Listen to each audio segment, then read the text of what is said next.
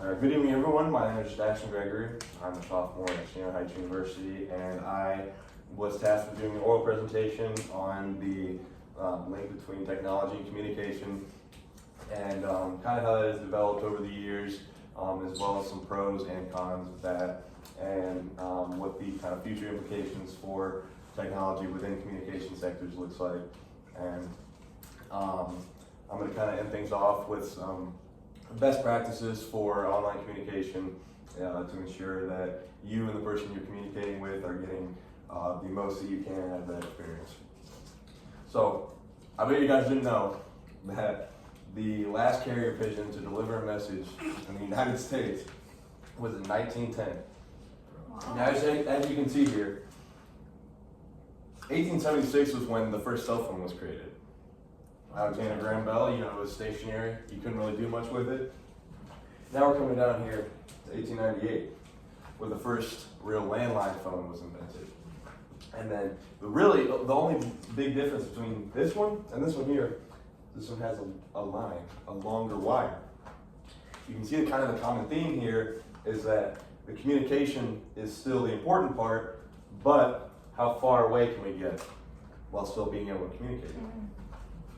You see we're coming down here about a century later, we're going to the cell phone, a little bit less than a century, about 75 years.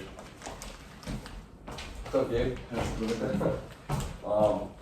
That's when we have the cell phone. And the first cell phone invented was actually 2.5 pounds.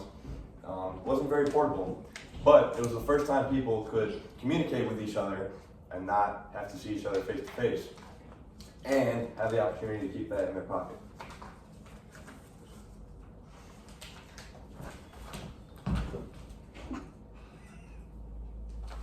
Now, there are 4 main forms of technological communication. So, firstly, we have text communication, which is kind of what it sounds like. It's direct messages through social media, anything like that, emails, anything that's text that's not really snail mail. You guys know what I mean? Mm-hmm. And then we have voice communication, which that's what it sounds like too. You have auditory stimulation that delivers a message. And then we have a hybrid version of communication, which is a combination between visual and text.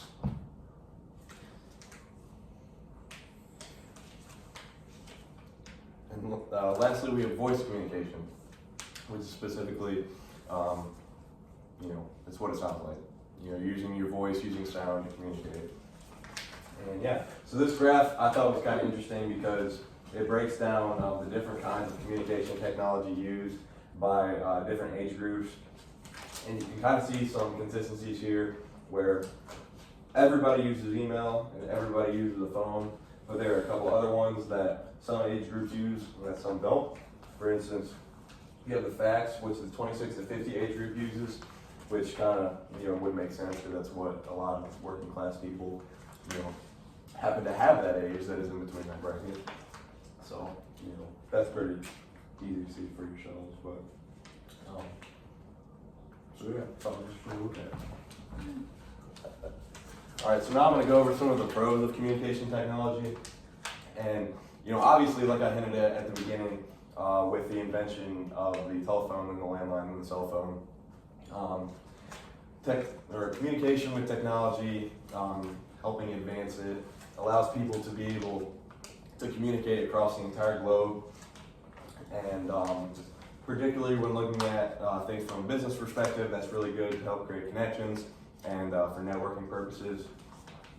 Some other pros include that we can experience new cultures, and having these technologies allow us to kind of view different parts of the world that we wouldn't necessarily get the chance to experience had we not have that technology that allows us to communicate with those people.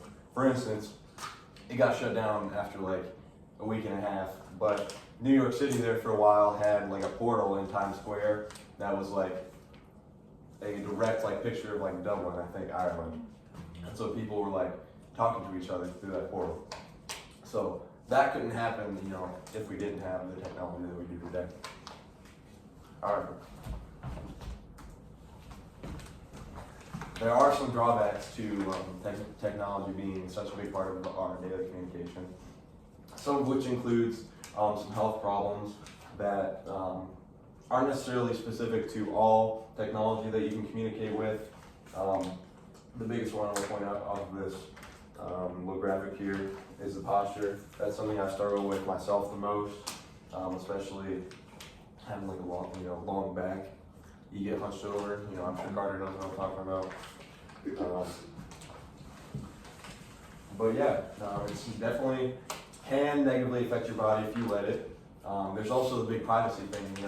Having a lot of stuff available online and in a technological format where anybody who knows how to access it can access it is definitely a very scary thing, and a thing that a lot of people have to unfortunately deal with every day when they utilize these. And it's always an assumed risk when you're using technology to communicate. Now, going into the future a little bit, AI is definitely becoming, as we all know, we're all college students, becoming a big part of our modern day world. And I found this graphic that was really interesting, and it surveyed, I'm not sure what businesses it surveyed, but it asked these businesses what their biggest reasons were for adopting artificial intelligence. And there's a couple of interesting ones on here, but the main one I want to talk about is right here. And it says, AI will allow us to move into new businesses. So I kind of hit on with communication earlier how being able to talk to people from one part of the globe to the other is great for a business networking kind of avenue. But this graph also just goes to show that even these future evolutions for communication technology are allowing business to expand, and any smart business person will kind of be preparing for the future with this sort of thing, and will be setting themselves up for success. But as far as communication goes,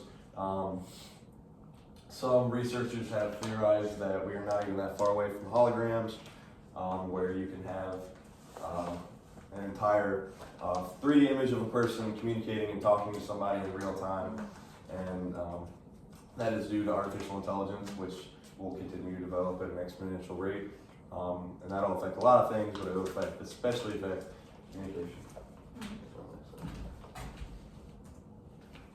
Alright guys. Kind of the last thing I wanted to do here, just some good things to think about when you're communicating online. Definitely always make sure that you are as clear with your message as you possibly can be. It's very easy, and a lot of people can get very offended when communicating through technology, because it's very easy for messages to get misconstrued or for meanings behind words to be misinterpreted. So that's just a good thing to keep in mind. And the other big one I wanted to hit on was definitely be careful about what you put on what platform. There are certain programs out there that are geared towards certain kinds of media and content, and it's definitely important to understand what you're doing where. That's about all I have for you guys. Thanks for sitting down and spending some time with me this evening.